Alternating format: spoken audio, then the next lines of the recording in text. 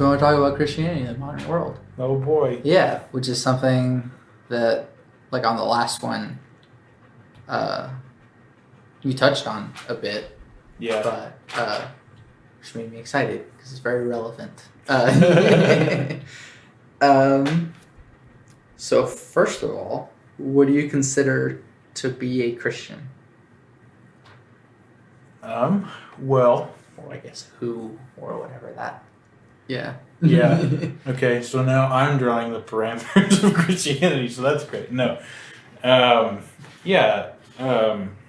Somebody. I guess probably the best way to describe it would be like a lifelong learner or follower of Jesus. And I mean, of course, that can be anywhere on the spectrum from, just learning to having followed him for forever, Right. and any very number of degrees of stages of life, but, and I mean, that is a very kind of a broad thing. But I also, I guess I'm kind of wary of saying who's in and who's out, Right. because I think that that's the way culture has kind of taken things. Yeah. And we, we lose discipleship and kind of the ongoing process of discipleship in people's lives because people say, oh, okay, well, you're saved. Well, we don't really need to do anything with you. You don't have to grow at all or not be comfortable or anything. Yeah. And so people kind of just stay where they are.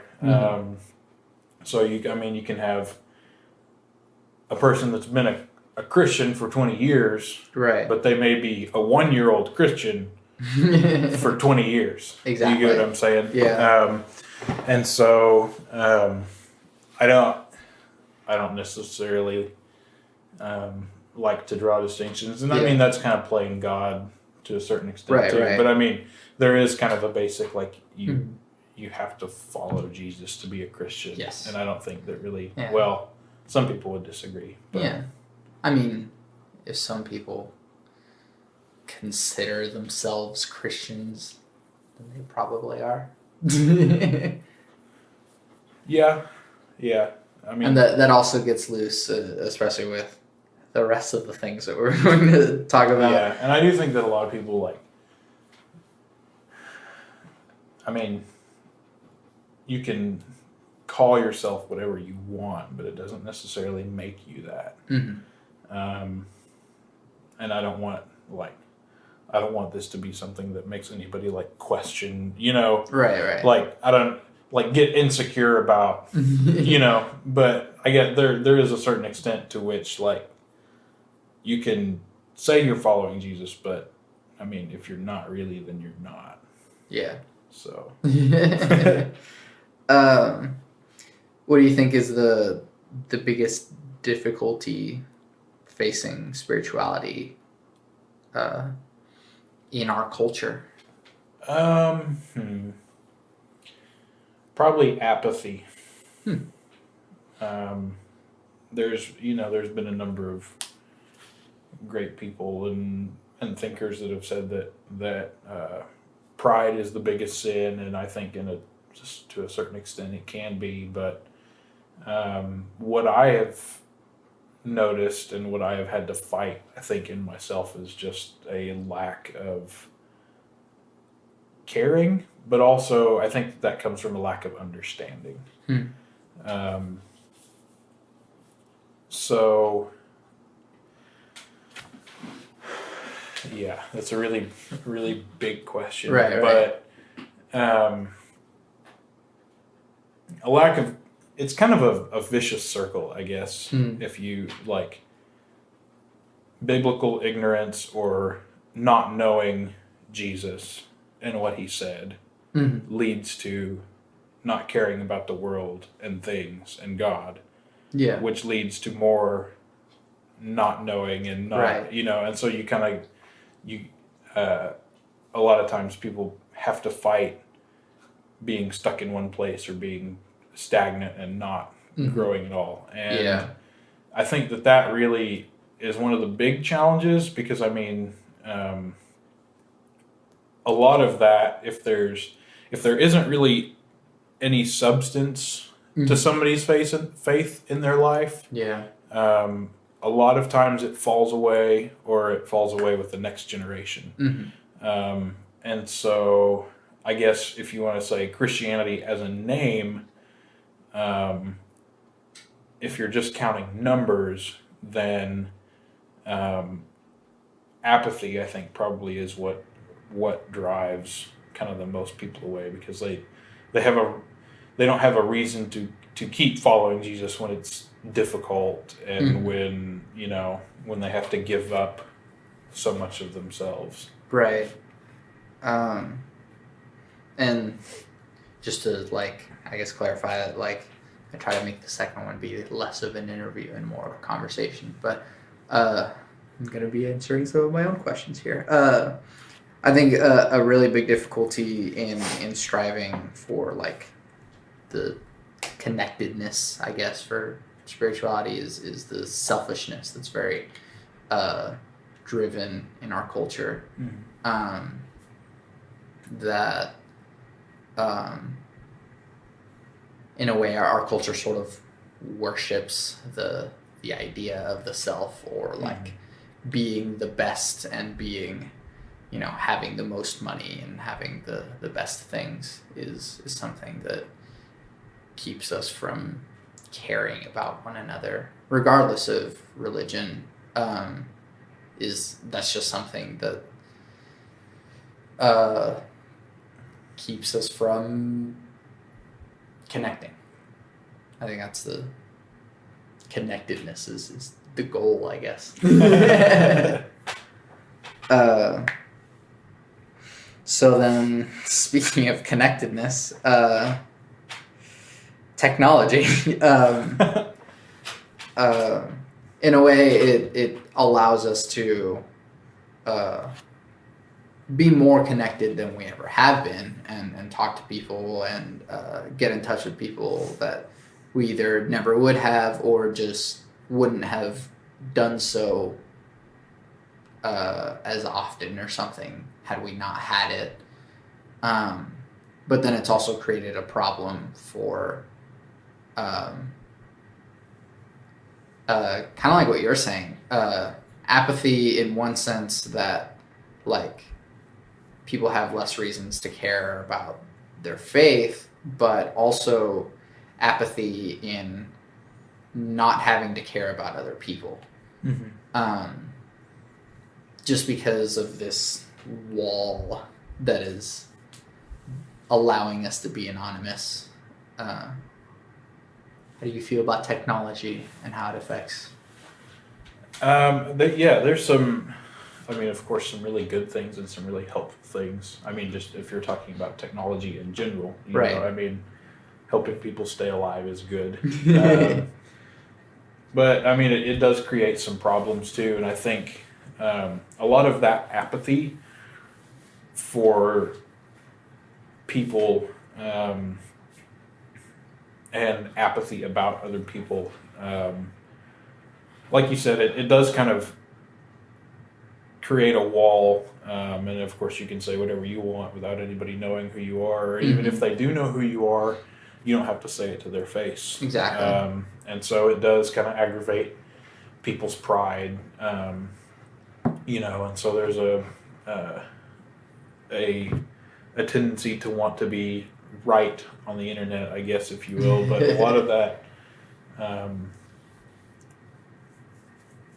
kind of, I think, stems from a little bit of kind of self-idolatry and that kind of selfishness you were talking about earlier, which is, I think, kind of prompted by, of course, the social media culture, where people are trying to put the best versions of themselves on display, and a lot of people actually get their try to get an interesting thing to look at because people try to get self-validation from the number of likes that they have on things, Right. and it's never enough, and you like keep trying to feed that, but it keeps getting worse and worse, and so you have kind of this this self-idolizing thing going on, but also it creates a couple of different issues in another set of ways, in that it makes everyone like literally omnipresent over the span of the globe. But I mean, Sure. if you think about it, like you can talk to somebody in India Mm-hmm. from the U.S. instantaneously, Right. or the tens of millions of Mm-hmm. people wherever, just with Yeah. with a touch of a button. Yeah. And I think that causes a problem because people were, and this is something that I've heard from somebody else, but we're not actually meant to be omnipresent. We part of the apathy, I think, that comes in with not caring about people is you see list after list of natural disasters. Right.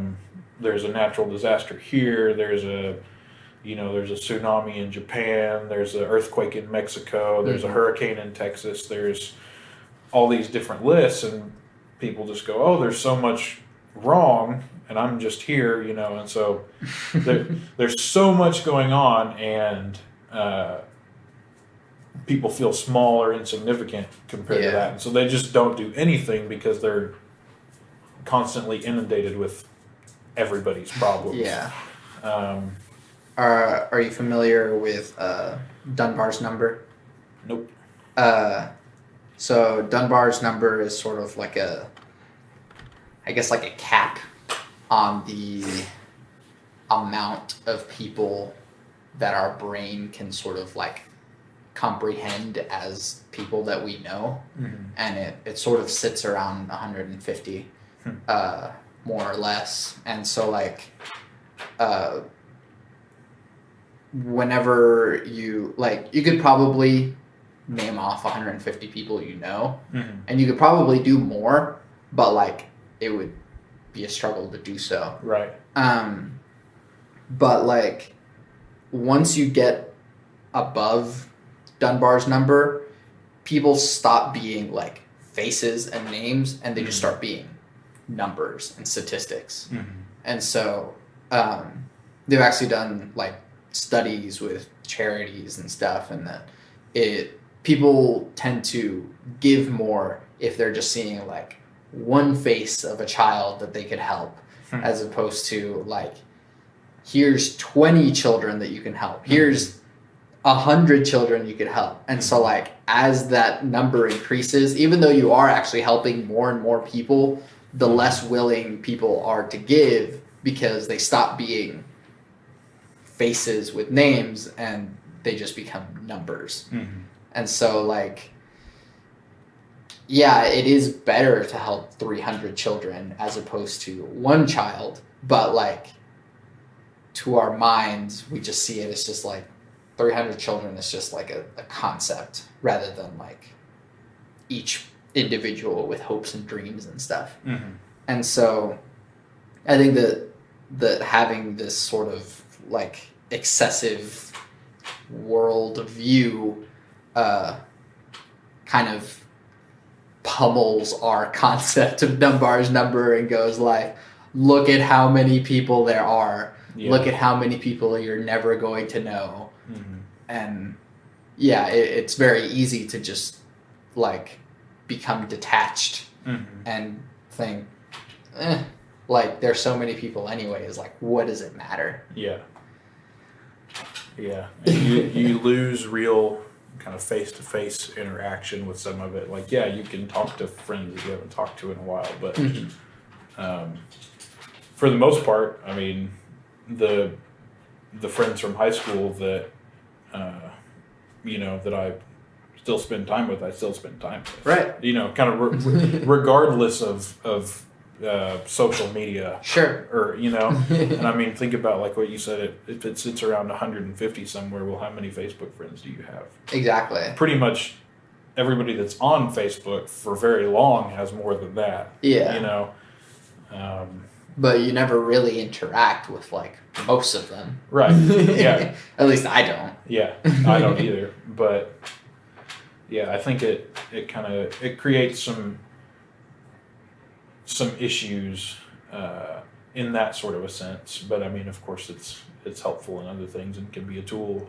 Yeah. In other areas too. And that's the way that I see it. Is more that it's a tool that allows us to do very good things with or very bad things with. And so you can use social media to, be a cyberbully, or you can use it to organize an event and get all your friends together for a thing. Or like, I've been seeing people like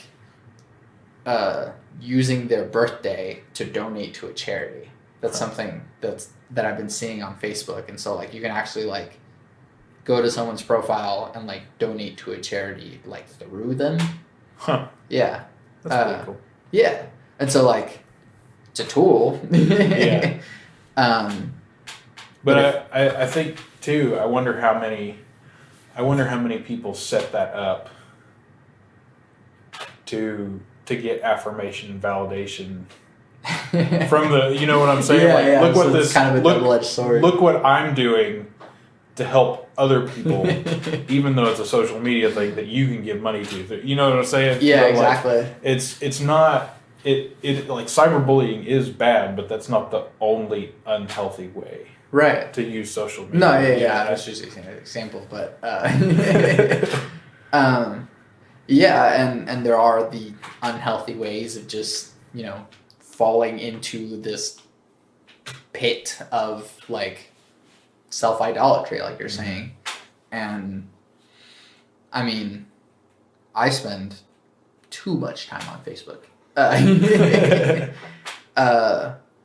Mostly scrolling through dank memes. Yes. But if the more meme pages you follow, the less of other people's stuff that you have to see. Right. And it's pretty entertaining. Yeah. I've gotten to the point where I'll be like scrolling through, looking at memes, laughing at them, and then somebody's picture goes through, and I don't like see that it's somebody's picture, and I'm like looking at it, trying to figure out what's funny about it. And I'm just like, oh, it's just a guy posing with his family. That's dumb. Maybe that'll be the new meme. Yeah. Just the anti-meme that's just like, here's a picture of me and my family. Probably so. Knowing the meme culture. Right. But either way, like it does keep us from sort of having that mentality, because again, Facebook or any other sort of social media isn't keeping you from interacting with people or like setting up an event to have like a Bible study or something. If that's like what you want to do, it's also that there's just lots of other terrible things around. Yeah. So yeah. Like once you have a car, you can drive to your friend's house or you could drive to a strip club, and like the car doesn't care where you drive. Right. What are some good ways that one could use social media and the internet and technology to be good? Yeah. There's, I didn't mean to say that sounding like, yeah, there's only like not very many things. But, like you said, donating to things or, of course, sharing information, whether that's, through a database, or if you're researching something, or even just sharing something you found, or things like that. I want to say discussion, but I also don't want to say discussion because a large majority of internet discussion is not beneficial. Yeah, you want to have good discussion. Right. Kind of like whenever they talk about like music and practicing and stuff, it's like, oh, practice makes perfect. No, it's like good practice makes perfect. Right. Practice makes permanent. Yeah. So I mean, yes, you can use the internet for discussion, But if it's all just like throwing attacks at people, then you hardly discuss anything at all. Right. But I mean, have you seen good things come out of it? Just as a whole? Yeah.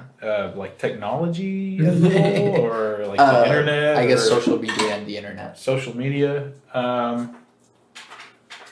couple of things. I do use social media, I think, to interact with one person that I don't see regularly, right. And that's about it. I have seen a few things that people send encouraging messages, and of course sharing content and things that they created, and things like that, and of course fundraisers and that sort of stuff too. It's not all bad. Right. I'm not trying to say that it's all bad, but I think a lot of that goes under the radar and goes unnoticed. And a lot of times I think that we do good things with bad motivation. Right. Whether it's you're trying to say, hey, I'm doing this good thing, but really if it's for attention or things like that, sure. You kind of have to do it. And that's a personal kind of like introspective thing that...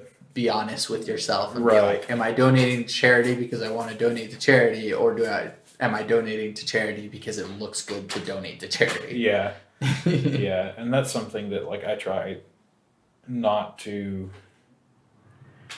just for myself, I try not to get on Facebook and donate to things or whatever, just so because I'm aware that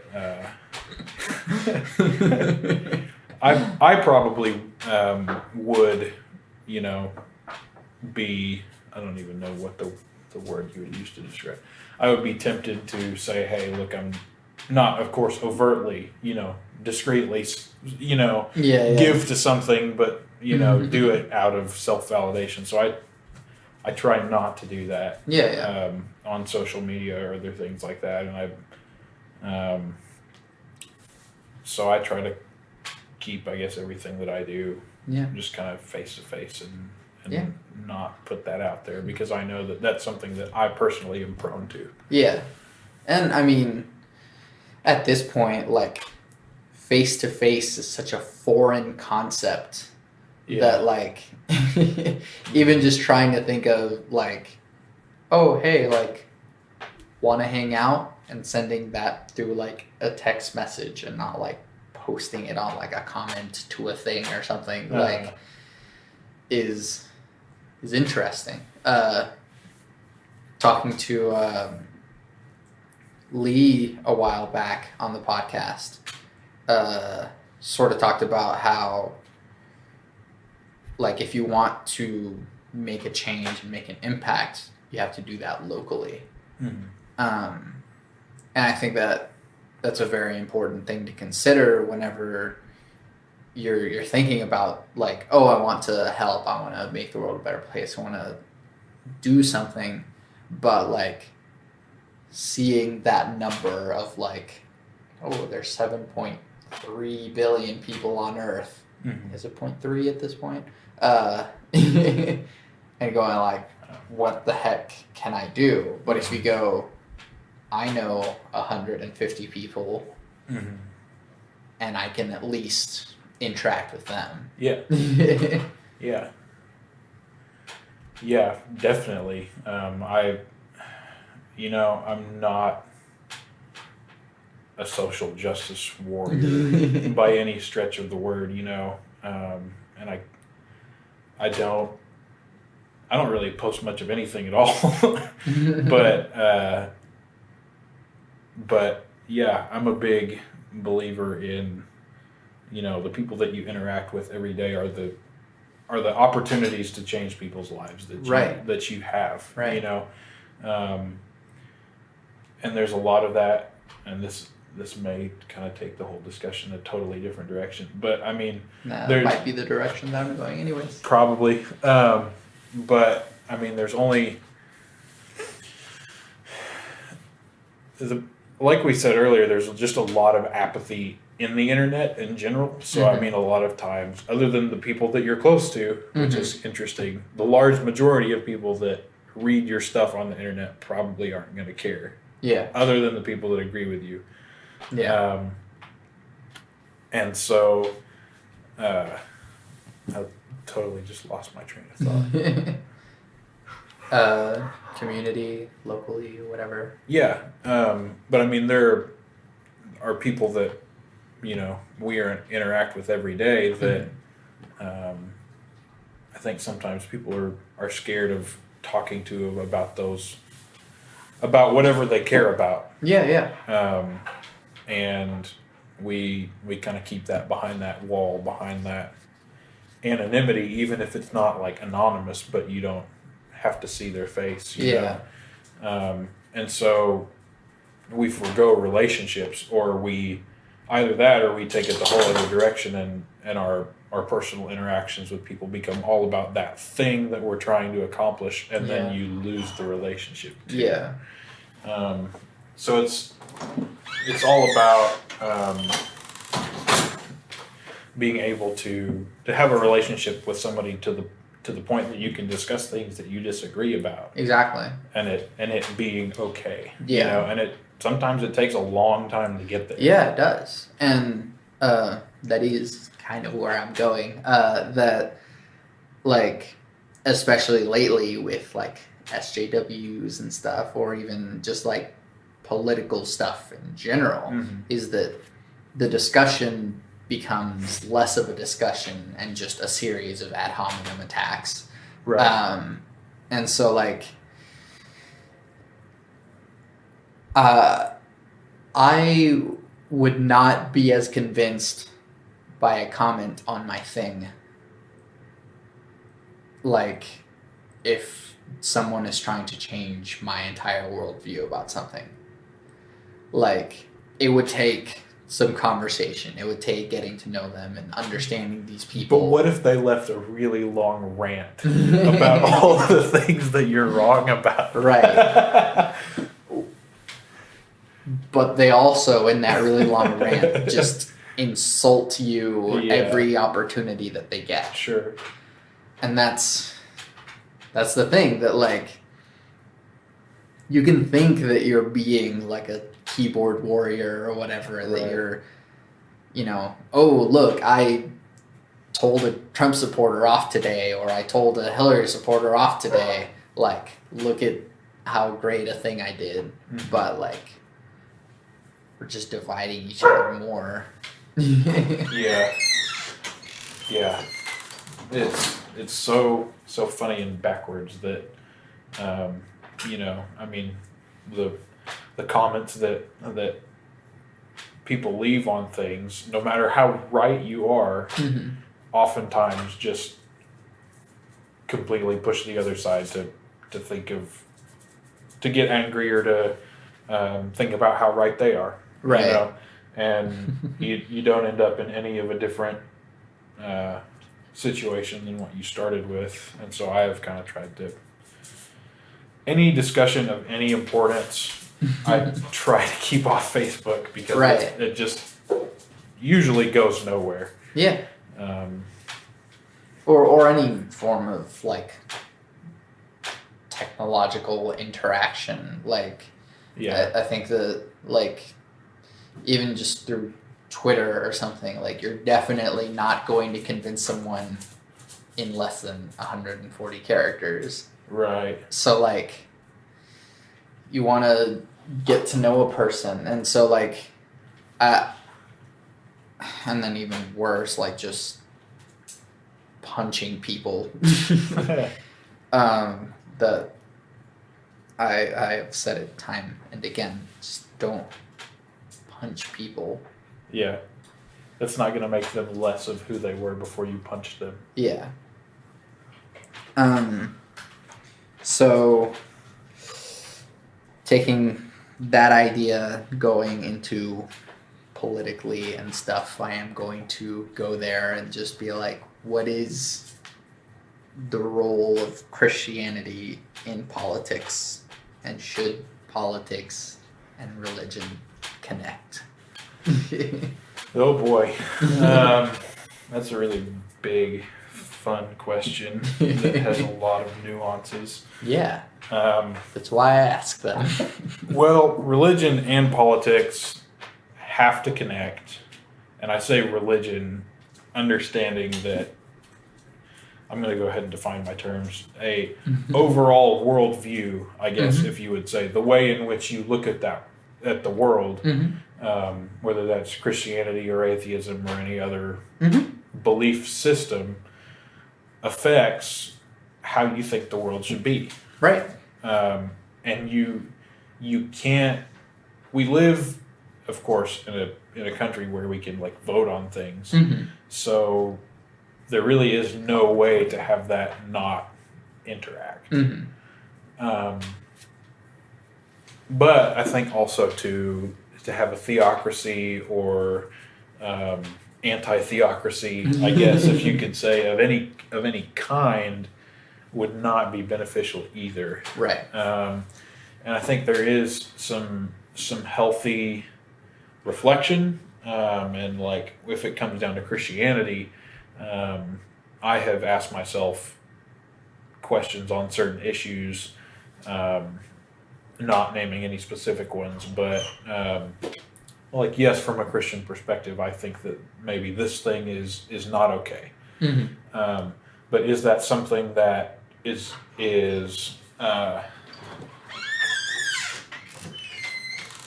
unilaterally should be legislated as illegal, or is that something that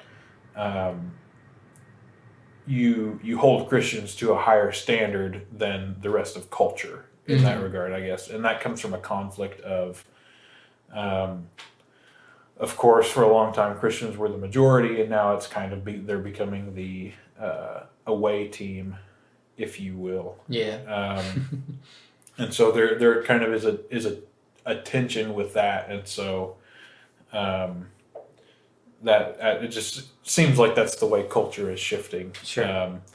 And so kind of having to deal with those tensions and those issues and things like that. But there does come to a point where you kind of have to look at an issue and say, okay, is that everyone, or are Christians called to a different area in this regard than maybe the rest of everyone is? Well, like you were saying, that your worldview shapes how you think the world should be, and that's difficult, especially with like Christianity, in that it does say that like, hey, look, we are different. Right. And so it's like, I'm asking the question of just like, so do you change the stuff to where everyone has to do the thing, or do you like not do anything about it and then be different anyways?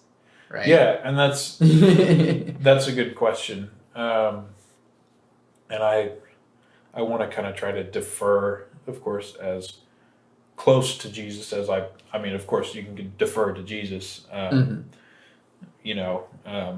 literally was proclaiming another king and another kingdom in the Roman Empire. Right. Which is a really big deal.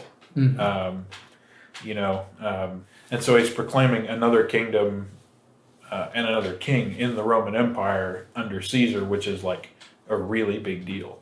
And so when the Romans try to, when some people try to trap him in a question about paying taxes to Caesar, the Jews aren't going to like that. And if he says, yes, pay taxes to Caesar, but the Romans aren't going to like it if he says no, because then it's treason. And so he takes a coin and he says, whose image is stamped on this? And they say, well, Caesar's. And he says, render unto Caesar what is Caesar's. Yeah. Implying a couple of different things. I mean, first of all, as long as, and of course this is not necessarily implicit, but I'm going to throw it in there, as long as you can, going along with kind of a Romans 13 viewpoint, follow the rules of the government, so much as they don't cause you to sin. Right.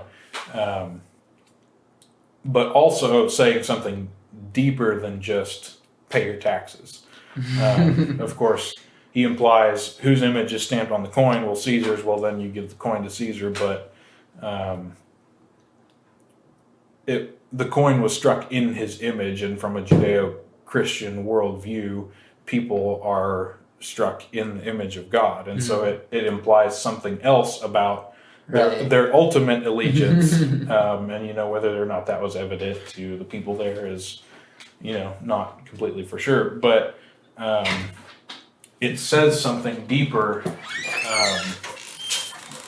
about who you are, understanding that you're here in this transitory place, if you will,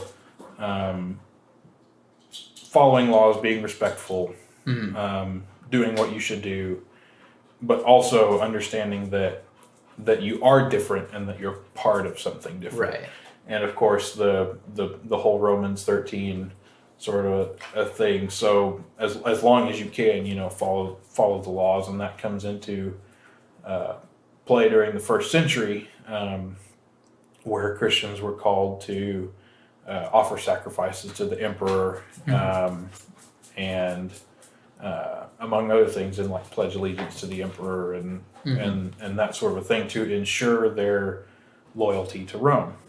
Well, because it was idolatry, they could not offer sacrifices to the emperor as a god. And so under different emperors, there were some exceptions made and things like that. But when you get to the Emperor Trajan, we have some discourses back and forth between him and a governor, Pliny the Younger, who says, we've asked them to offer sacrifices to the emperor to show their loyalty to Rome. They're not doing it. What do we do? And the Emperor Trajan says, this stubborn and inflexible obstinacy deserves to be punished. And so, you have then you have like empire-wide persecution of Christians for failure to offer worship to something else. And so that becomes a problem, of course. But eventually, Christians are still in Rome, and they're taking in babies off the street. They're taking care of the sick. They're doing other things differently than the culture and the people around them at the time would do. And because they loved everybody just better, Christianity kind of like, I don't want to say overtook, but through love, Christianity became it just kind of overtook the empire. Right. And so, it's a different situation because, of course, they didn't have as much say necessarily in the political side of things. Right. But there does come a point to where, follow all the laws that you can, as long as it's not like idolatry or, something along those lines, but also understand that you're different. And because you get a say and you get to vote and things, vote how you're going to vote. But yeah. Yeah. And so that does kind of create a nice, I guess, method or way of like separation in that regard. That if you go, well, like, I won't follow a law that makes me sin, and that's fine, like, but then But don't be surprised when the government takes action against that. Right. And that, I think, has been the precedent. If you read the large majority of the New Testament, you find that the church was different, and the church was doing things differently than the culture. Like, the church was very countercultural in the first century, and people didn't react well to that, and there was persecution, but I guess you could say the advice is endure it and love God and love people well and follow Jesus. But I don't know that we really have anything other than that. Right. And again, because the political system is different, you kind of have some different sorts of things, and you can vote how you want, and you can try to persuade people how you want, but it's a different kingdom. Yeah. And so when that kind of conflict is in place, you just can't be surprised to, I don't know if you would, it really depends on the situation, but whether it's like suffering as the apostles or Jesus did, or things like that, or if it's just a minor inconvenience, that's not something to be surprised at, because that's the way it always has been. Right. But because we've gotten so comfortable for so long, people don't recognize that forces in the world that don't approve or appreciate things. Yeah. And at the same time, acknowledging the force in the world that people do have. Sure. That Sure. A lot of Christian people are white men who have a lot of power. Right. And whether or not you want, they consider themselves to be Christians. They are at least publicly Christians, and so a beacon for people who are also Christian.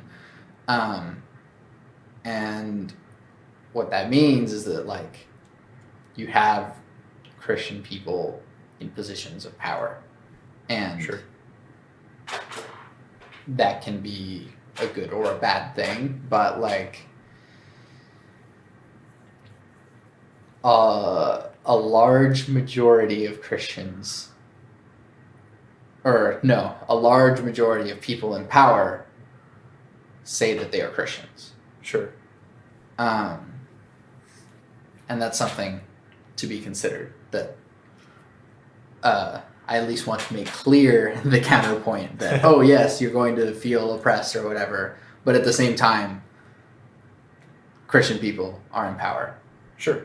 And and there is something with that, like we've kind of mentioned earlier, at least nominally. And I'm not saying that anybody isn't, but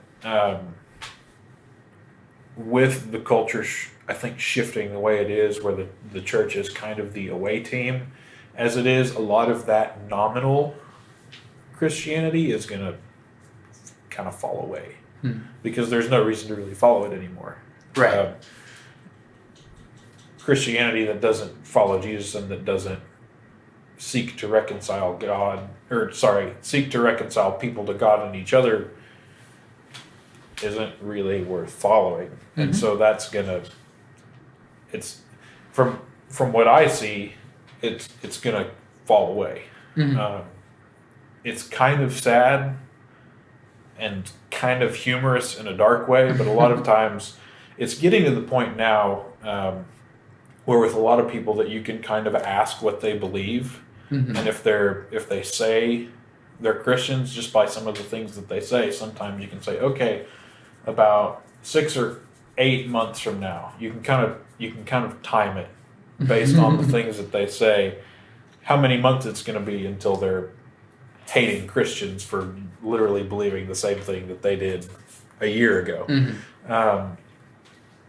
And so with that kind of cultural shift, I think a lot of the loose nominal Christianity is going to kind of disappear because people are going to realize that it's not real. Right. And that's, I mean, of course, that's not like a super prediction, and it doesn't change the fact that, at least by name, a large amount of the people in power are Christians. But I think it does say something to the effect of the direction that culture is heading. And of course, people that are trying to get votes are going to do what culture wants. Right. So they will be whatever culture wants them to be. Yeah. I guess in a way, just like be real. There's too much money on the line for that. Oh man. Well, I'm sorry. I don't. No, it's definitely money. I try to give people the benefit of the doubt. Right, but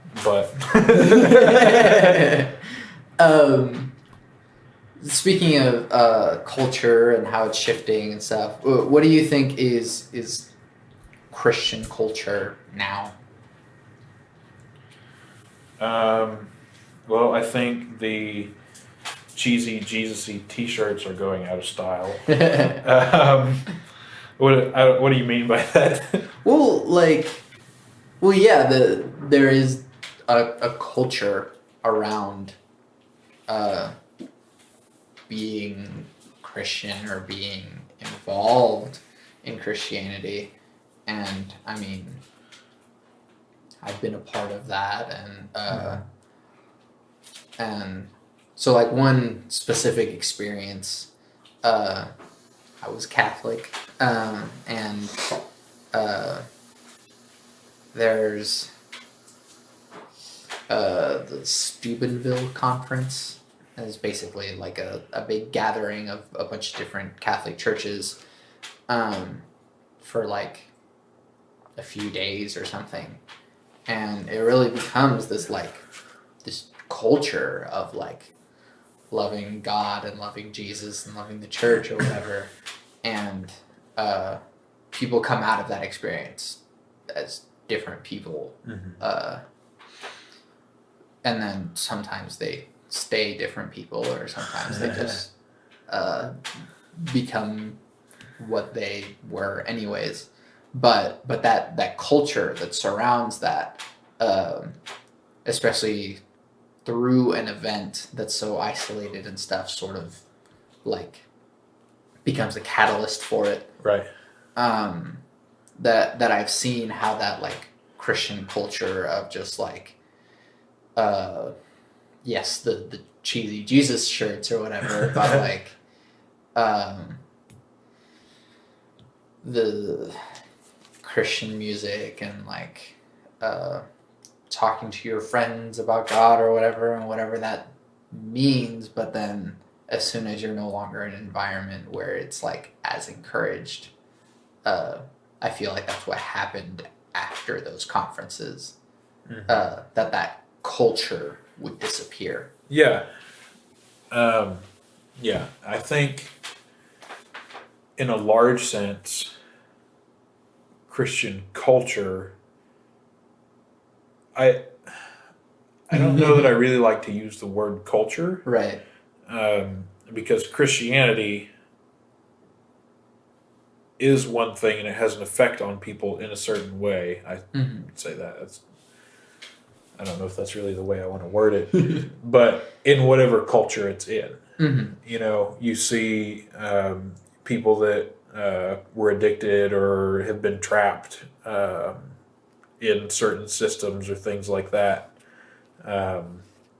or that were different people before they encountered this, I guess, culture, if you will, of loving God and loving other people, become different people, and that happens in different cultures. Right. And so I guess what I'm trying to say is Christianity has stayed the same, but culture adopts that.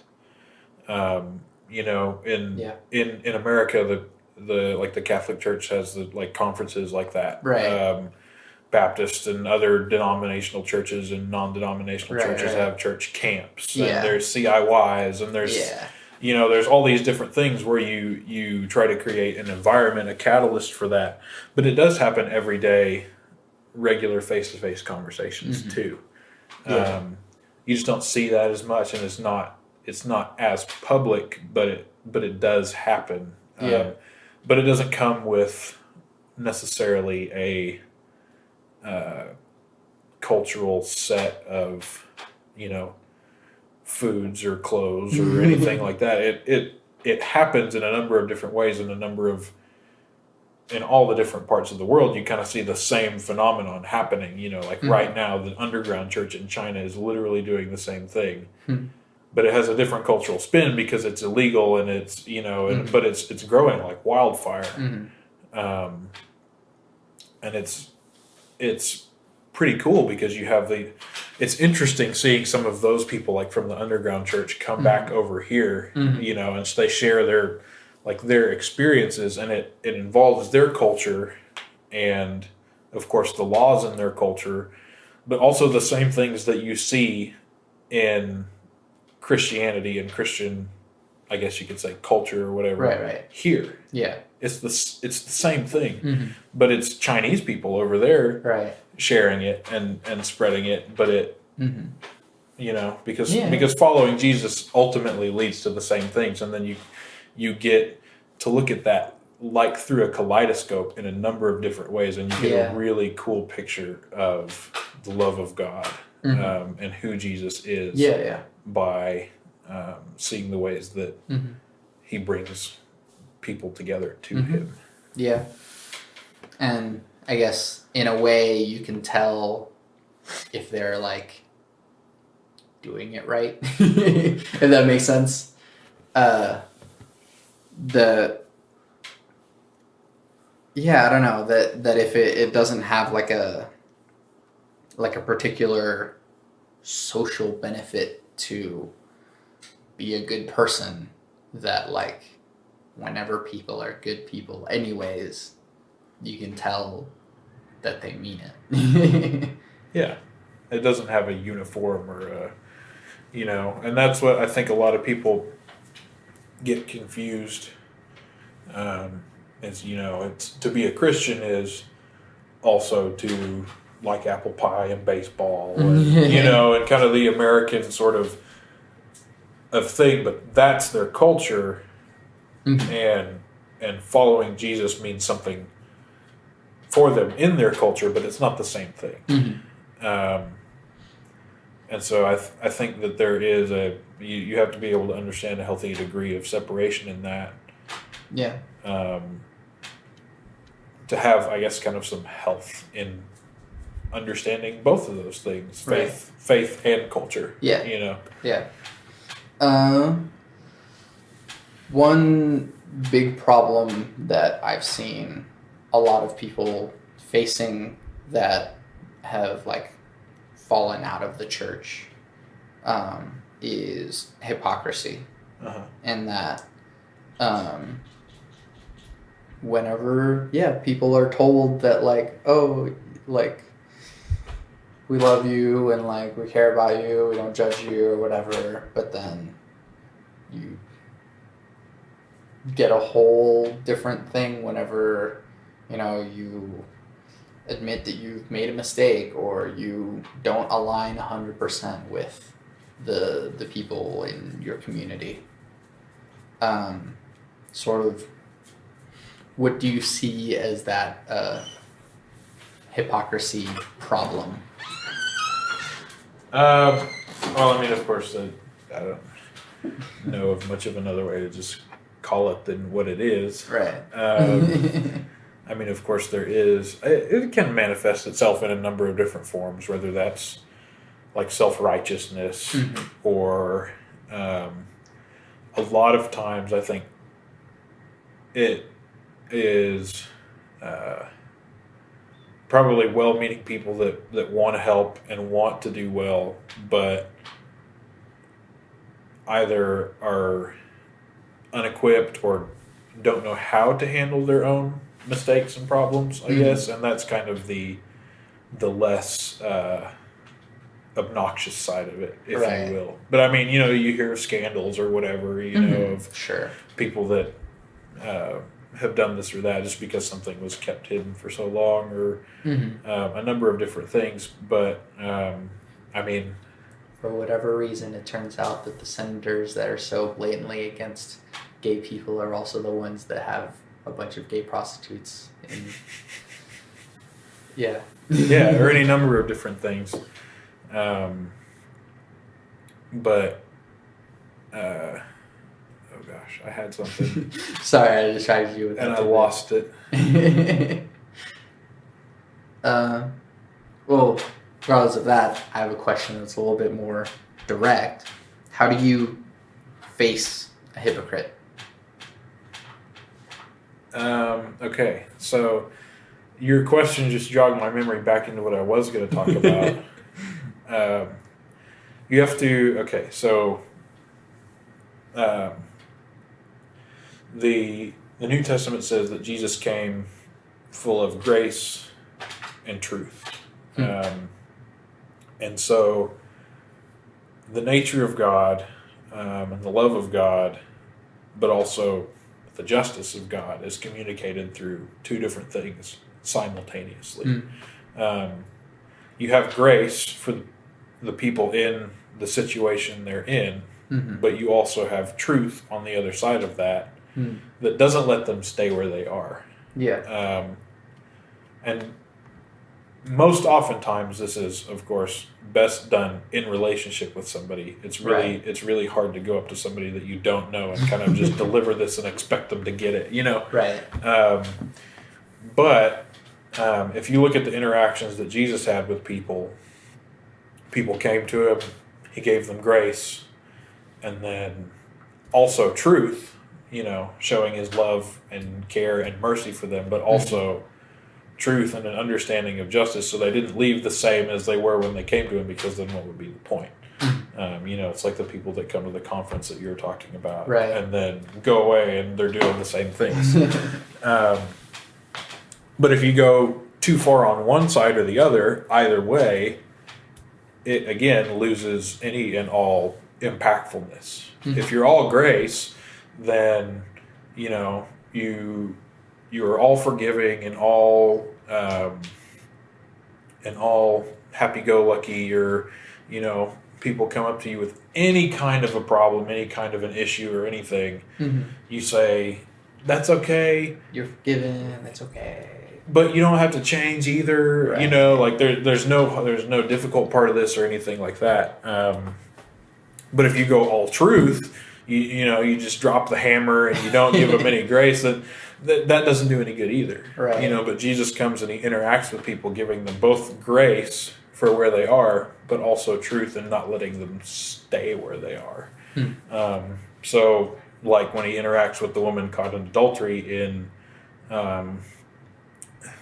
the end of John 7 and the beginning of John 8, he comes to her, gets her out of being stoned to death, and says, where are your accusers? Neither do I condemn you. And the end of the interaction is he says, okay, now go and sin no more. So there's the way you approach a hypocrite is the same way you approach anybody, really. Because I get that it seems worse because they're saying other things, but it's, I kind of want to say it's not, but you approach them the same way you approach with confrontation somebody that's doing something wrong in any other area of their life, with grace to forgive, and also, with the truth side of things that says, hey, you're saying something different than you're doing, and if you have a relationship with that person, I have seen it come to fruition in people's lives and say, hey, you're not lining up consistently with what you're saying, and if you have a relationship with them and you've established that grace and truth, then they'll go, yeah, you're right. Yes. You know, can you help me with this? Mm-hmm. And then you can go forward from there. Yeah. I want to take that moment to say, if you are a listener of this podcast and you hear me say something that doesn't line up with something that I've said before, call me out on my crap, because I'd like to know. Yeah. I want to be as good a person as I can be, and you as the listener have been paying attention to the things that I've been saying over a long period of time, so what better way to analyze my hypocrisy is through the people that are paying attention. Yeah, and that's how you grow. And, you know, I mean, if there are people that are listening that have been in those situations, that have been hurt by people in the church, I'm sorry. You know, I want to acknowledge that and not pretend like it doesn't happen, because I've been on the inside of church things. You know, I know that it does, but I also know that relationships with some of those people have been some of the best ones that I've had, that I've gotten to help them grow and they've gotten to help me grow. But yeah, so kind of going back to you said, like, one of the things that turns a lot of people off from the church, and that has to do with, I think, a lot of how people have been hurt by the church. Yeah.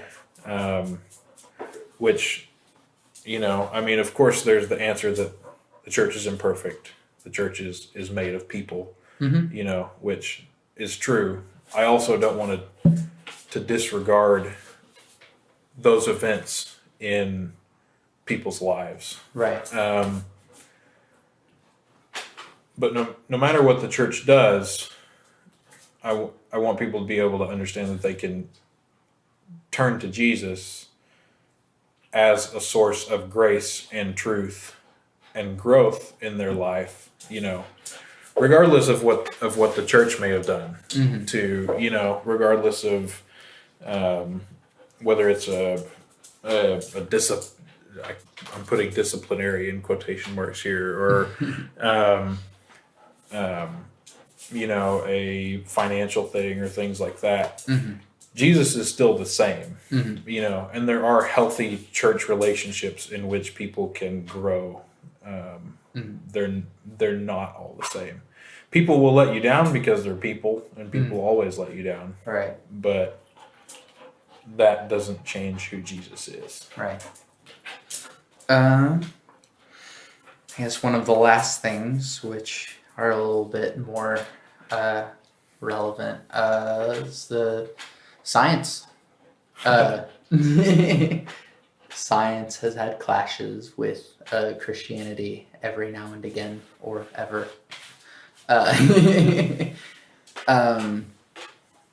So the modern world continues to throw more science into things and call into question other things, and then it depends how the church chooses to respond or react.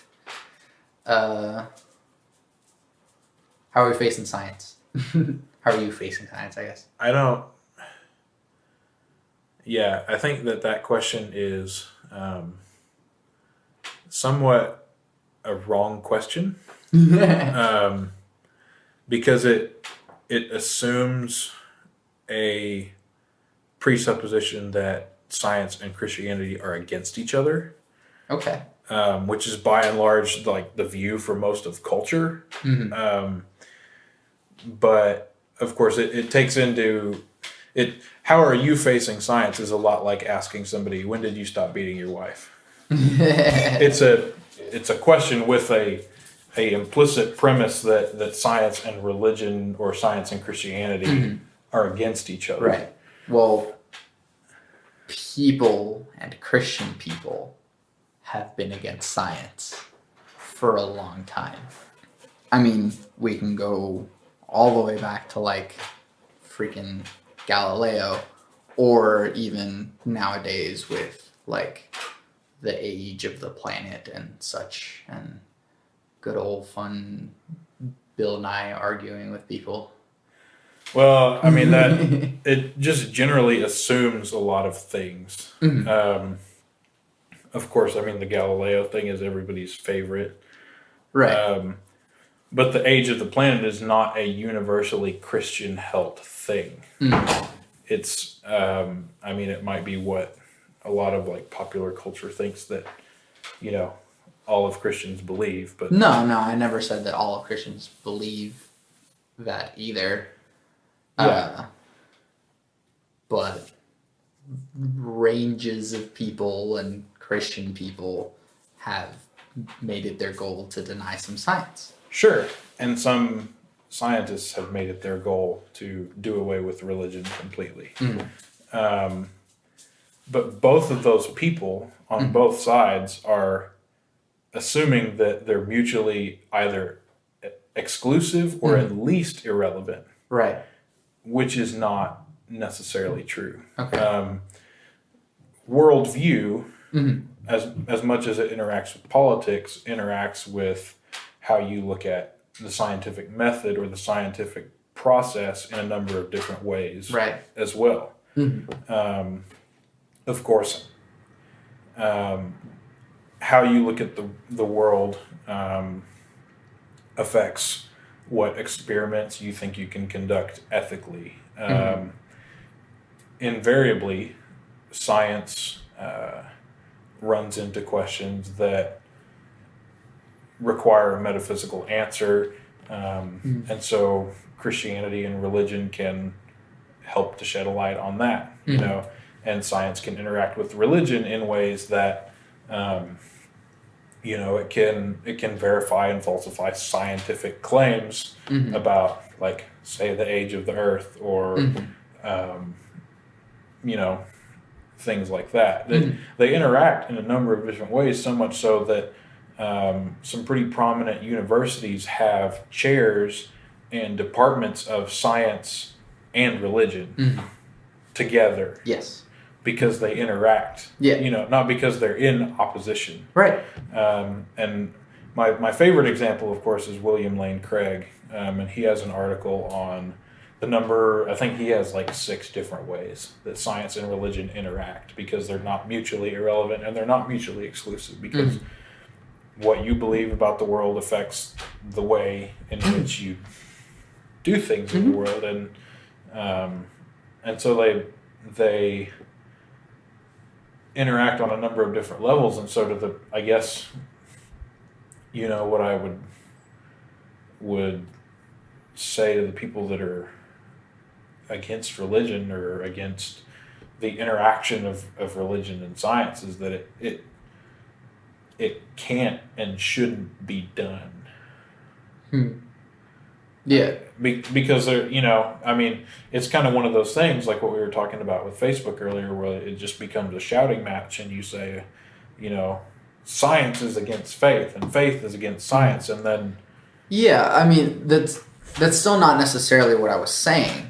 In a way, I was more saying that, like, the Bible makes claims about the reality of existence, and some of those claims can be proven and some can't, and so where those conflict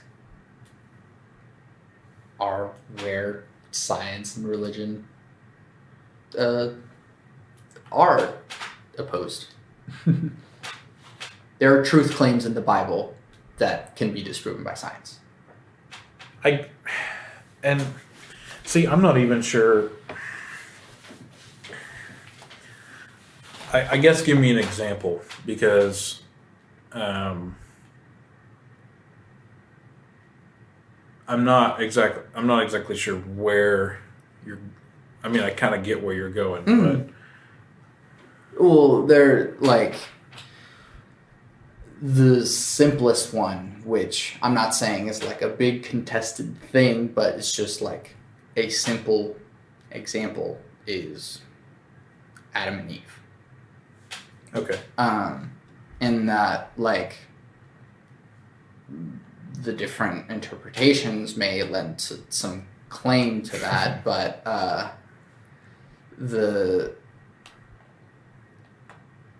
if you are reading it as clearly and openly as possible, which may not be the best way to do so, that it makes a claim about reality that can be disproven. Okay. It's interesting. I've never really heard anybody try to discredit. Well, no, I have heard people say that. It's the simplest one I bring up, and it's also the first one. Sure. Not necessarily the biggest problem, but just the one that I thought of. Yeah, sure. And that's one that I actually haven't read all that much on. I guess where I would come down to it is I don't have a great answer for that particular example.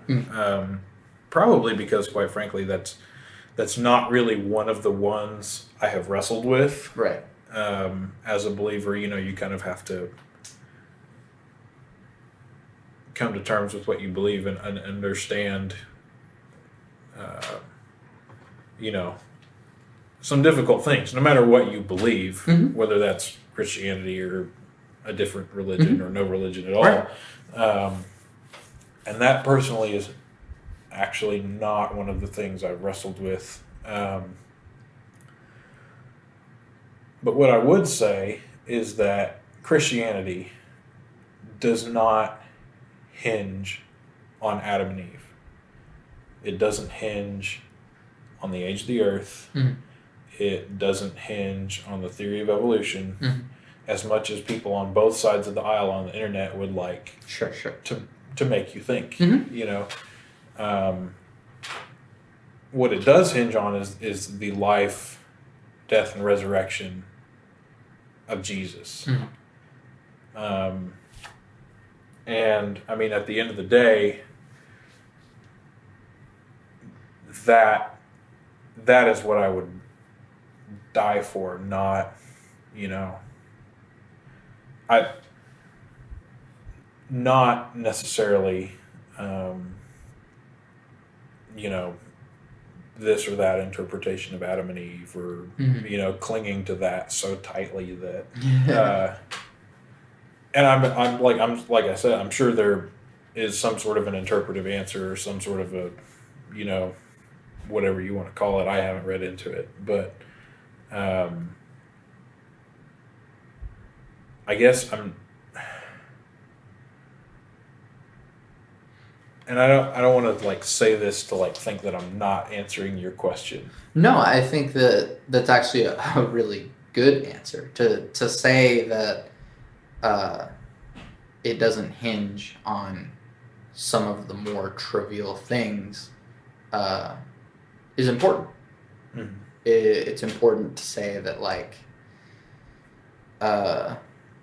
just because some disagreement is there doesn't you don't throw out the baby with the bathwater, right, so to speak, right. And that's an acceptable answer, I guess, for me. Yeah, and I don't want to say that those things aren't important, because I believe that they are, and I believe the discussion on those things is important. That's so weird that is not something that I've gotten That's into, okay. It's you personally, and you are an individual. Yeah, but I there have been other things that I've wrestled with from one standpoint or another that at the end of the day, I put my faith in Jesus not because of those other things, but because of the way he lived and the way he died and came back, and the way that the way that affects the world. And I say that, of course, in a understanding of the way that what following him really looks like, not you know what I'm saying. And so that I believe is something worth living for. And I'm not gonna say I don't believe in Adam and Eve or whatever, but I mean, that's something that's one of the ways even in which like science and faith interact is that, science helps us eliminate questions and I guess you could say things that we don't think about or things like that. It's one of the ways in which they interact. It's not a one versus the other, which is so what our technological culture has created. It's me, person on the internet, versus you, person on the internet. Right. And we have debates on TV with the most obnoxious people, quite frankly, on both sides. Yes. And so you never get any real meaningful discussion out of them because it's just, one's trying to make the other, they're both trying to make each other look silly, and so, yeah, I would say that they're not squarely opposed. And I have an article about that if you want to read it. Yeah, sure. Actually, send it to me, and I will put it in the link to this podcast. Okay. But I will say that, and yeah, I'll just be honest and say that I kind of disagree, but that's fine.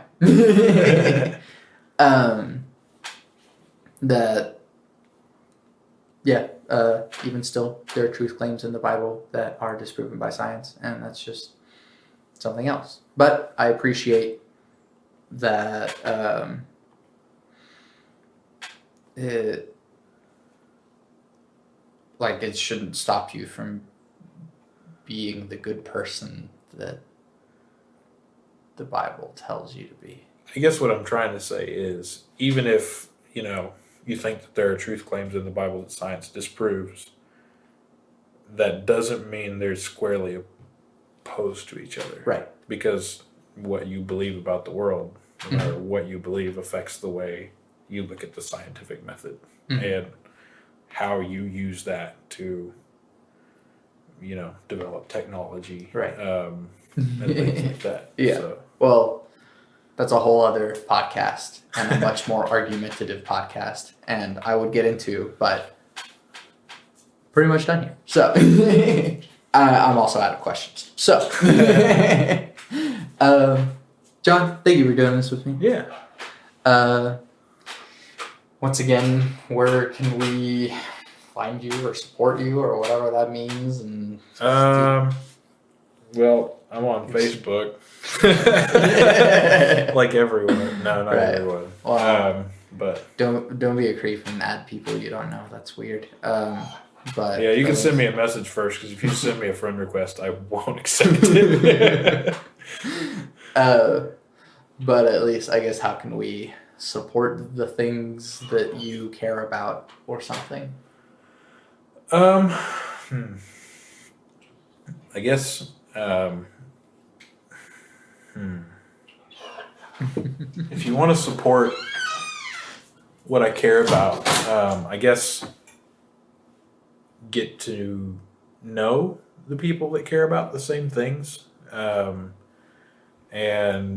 try to kind of wrap your head around it or understand it, or if you already do understand it, dig in and know all that you can about it without getting yourself such a big head. But yeah, other than that, I don't really have anything. Yeah. Cool. Again, thank you. Yeah. I'm Santiago Ramones. I'm John Barrett. You can find everything that I do on my website, santiagoramones.com. I make music. I also have this podcast. You can listen to and download and pay for, if you want to, Red, which is a cool song based on a video game. But you'll also find some other music, like on my SoundCloud and stuff. And every podcast with my 3 things, they shape my life philosophy and they help me to be a better person. Those 3 things are: love never fails, it's going to be okay, I might be wrong.